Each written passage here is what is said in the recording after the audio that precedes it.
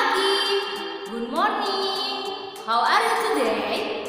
Semoga kita semua dalam keadaan sehat ya, dan selalu dilindungi oleh Allah Subhanahu wa Ta'ala. Amin ya rabbal alamin. Nah, anak-anak, alhamdulillahirabbil alamin, pelajaran bahasa Indonesia hari ini dengan Ibu Kiki ya. Kalau untuk minggu kemarin kita telah belajar bersama Ibu Nuri dan Bu Ingrid. Nah, maka dari itu ya, Bu Kiki harapkan kalian dapat menyimak dan menonton video pembelajaran ini sampai dengan selesai. Bismillahirrahmanirrahim. Rabbi jidni ilman warzuqni fahman wa alhiqni bis-sholihin. Anak-anak, tujuan pembelajarannya adalah kalian nanti dapat mengidentifikasi informasi perubahan wujud benda dengan tepat. Materi pembelajarannya yaitu teks informasi perubahan wujud benda. Perubahan wujud benda itu ada beberapa macam, di antaranya mencair, membeku, menguap, mengembun, menyublim, dan mengkristal. Bu Guru akan membacakan teks yang berjudul Benda yang Mencair. Coba kalian perhatikan dan simak baik-baik ya. Benda yang mencair. Ada beberapa jenis perubahan wujud benda di sekitar kita. Salah satunya adalah mencair. Mencair merupakan perubahan wujud benda dari wujud padat ke wujud cair. Beberapa contoh benda yang mengalami proses mencair yaitu es batu, gula pasir, dan mentega. Proses ini biasanya disebabkan oleh beberapa hal. Salah satunya karena terkena panas. Mentega yang diletakkan di atas wajan panas akan meleleh. Begitu pula dengan gula. Jika gula pasir dimasukkan ke dalam air panas, maka gula tersebut akan berubah menjadi cair dan menyatu dengan air panas tadi. Pada es batu, cobalah letakkan es batu di luar lemari es, maka es itu akan mencair dengan sendirinya. Nah, anak-anak, itulah teks bacaan yang telah Kiki bacakan. Nah, kalian dapat mengidentifikasi informasi dari teks tersebut ya. Coba nanti ada pertanyaan dan kita akan jawab bersama-sama ya. Nah, anak-anak, coba perhatikan, ini ada pertanyaan. Nomor 1, peristiwa perubahan wujud apa berdasarkan teks tersebut? Coba, apa ya? Ya betul, yaitu perubahan wujudnya yaitu mencair. Untuk nomor 2, mengapa es batu, gula pasir, dan mentega dapat mencair? Jawabannya adalah karena dipanaskan. Nah, anak-anak, Ibu Kiki akan membacakan informasi atau bacaan tentang perubahan wujud benda yang kedua ya. Nah, berjudul Agar-agar si manis yang menyehatkan. Kalian dapat membuka buku pena 3B-nya ya di halaman 54. Coba dengarkan dan simak baik-baik. Judulnya Agar-agar si manis yang menyehatkan.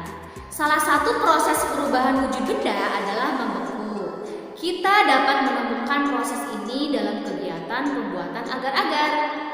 Agar-agar banyak dijual di warung dalam bentuk padat dan bubuk. Bagaimana proses terbentuknya agar-agar? Agar-agar terbuat dari rumput laut. Awalnya, agar-agar yang dijual dalam bentuk bubuk dicampur dengan air sehingga menjadi cair. Kita harus berhati-hati terhadap cairan agar-agar yang masih panas. Cairan agar yang mengenai tubuhmu secara langsung mengakibatkan luka bakar. Cairan agar-agar kemudian ditempatkan di dalam wadah membeku. Cairan akan mengeras hingga menjadi benda padat. Sebagai makanan sehat, agar-agar bermanfaat untuk kesehatan pencernaan manusia. Oleh karena itu, agar-agar sangat bagus dikonsumsi oleh anak-anak. Agar-agar dibuat dengan menambahkan gula secukupnya.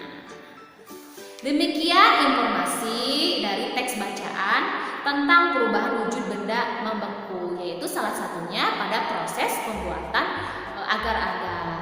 Nah, di sini siapa yang suka makanan agar-agar? Nah, Bu Kiki juga suka loh. Nah, jadi kita dapat menemukan informasi ya dari teks ini. Coba apa ya? Nah, informasinya yaitu bahwa agar-agar itu manfaatnya bagus untuk pencernaan manusia.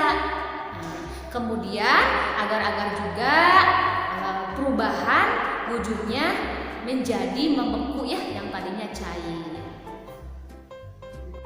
Selanjutnya, menemukan atau mengidentifikasi informasi dari teks bacaan, yaitu berjudul Batako yang Kuat. Jadi nanti kalian diharapkan dapat mengidentifikasi informasi dari teks bacaan ini, yaitu dengan menuliskan atau membuat pertanyaan sesuai isinya. Jadi nanti juga kalian diharapkan membuat jawabannya ya. Nah, Bu Kiki akan membacakannya ya. Coba simak dan perhatikan baik-baik. Batako yang kuat. Perubahan wujud benda salah satunya adalah menguap. Proses menguap dapat kita temukan dalam pembuatan batako. Batako merupakan salah satu jenis bata yang proses pengolahannya berbeda dengan bata merah. Jika bata merah diolah dengan cara dibakar, maka batako dijemur. Batako terbuat dari campuran semen dan pasir kasar yang dicetak padat menggunakan mesin. Semen dan pasir kasar dicampur air dan dicetak. Setelah itu, cetakan batako yang basah dijemur sampai kering. Batako yang dijemur akan menjadi kering. Kemana air dalam batako pergi? Kandungan air dalam batako akan menguap karena terpapar sinar matahari. Air dalam batako sedikit demi sedikit menghilang sehingga menjadikan batako benda yang keras. Batako yang telah kering digunakan manusia sebagai bahan bangunan.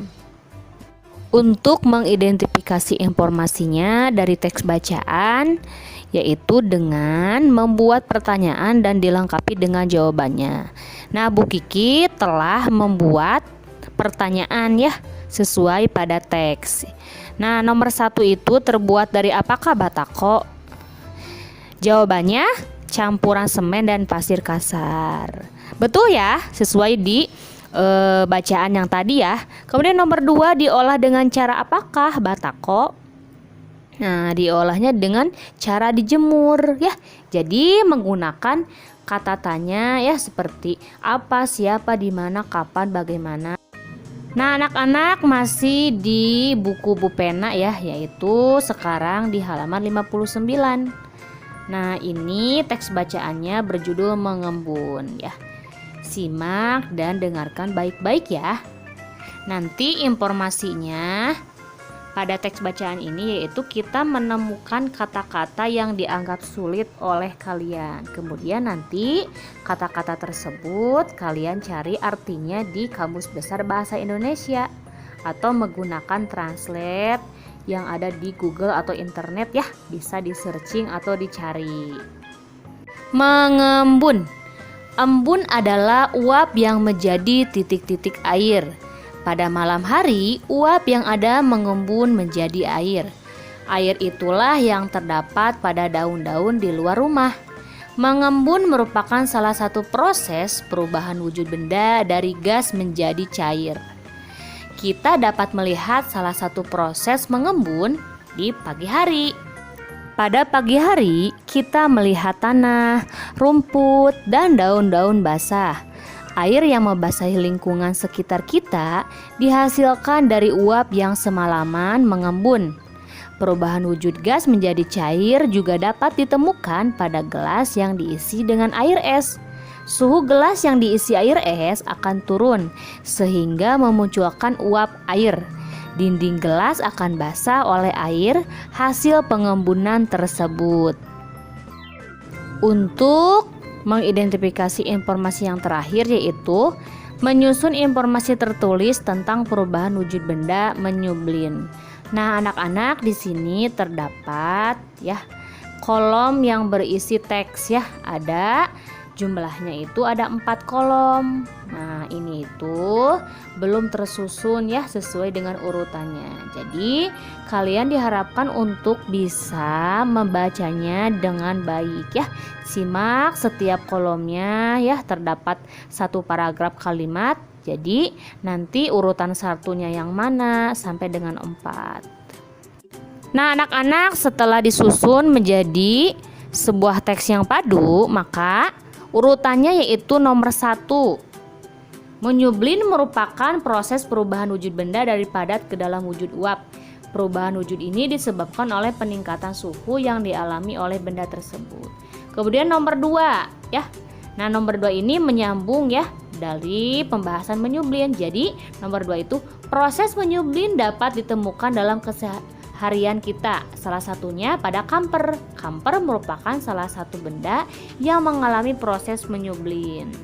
Kemudian urutan ketiga berarti masih membahas tentang kamper ya, tentang benda yang dibahas sebelumnya pada paragraf yang kedua. Jadi yang nomor 3 itu kamper berwujud padat. Namun ketika kamper diletakkan di dalam lemari, kamper akan berubah wujud menjadi gas. Hal ini disebabkan kamper mengalami pemanasan sehingga membuat menjadi uap.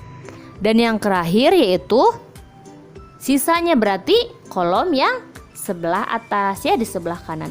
Benda lain yang mengalami proses menyublin adalah es kering.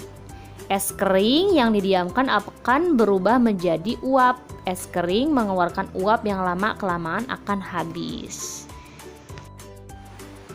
Anak-anak, informasi tentang perubahan wujud benda dapat ditemukan dalam berbagai bentuk. Salah satunya di dalam teks informasi yang disajikan dalam bentuk kalimat-kalimat. Kita dapat menanggapi sebuah teks dengan menuliskan pendapat kita mengenai teks tersebut. Untuk menanggapi teks, kita perlu membaca atau menyimak teks tersebut terlebih dahulu. Setelah itu, kita menuliskan pendapat kita berdasarkan teks yang telah disimak. Anak-anak, sudah cukup ya materi tentang perubahan wujud benda di subtema kali ini. Jadi untuk minggu depan kita lanjutkan tentang tema 3 ya, yaitu di subtema 4 ya. Mudah-mudahan informasi yang Bu Kiki berikan kepada kalian dapat bermanfaat, dan jangan lupa untuk terus belajar dan mempelajarinya